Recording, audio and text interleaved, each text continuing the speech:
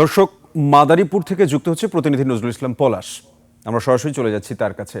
পলাশ, মনোনয়নপত্র আপিল নিয়ে সর্বশেষ কি তথ্য আছে আপনার কাছে, আমাদের জানাবেন। জি, ধন্যবাদ সাব্বির। মাদারীপুরে 3টি সংসদীয় আসনে মোট 27 জন মনোনয়নপত্র দাখিল করেছিলেন। তার মধ্যে যাচাই বাছাইতে 5 জনের মনোনয়নপত্র সাময়িকভাবে স্থগিত ঘোষণা করা হয়েছে। 22 জন বর্তমানে আছে।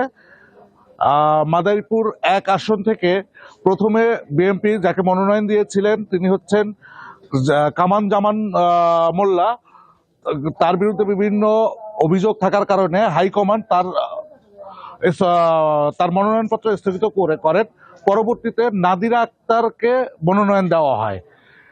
ওখানে বা জামান কামান মোল্লা পরবর্তীতে তিনি স্বতন্ত্র হিসাবে মনোনয়নপত্র কেনেন।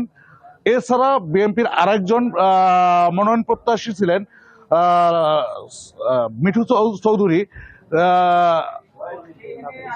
লাবলু সিদ্দিকী। তিনিও স্বতন্ত্র হিসাবে ওখানে মনোনয়নপত্র দাখিল করেছেন।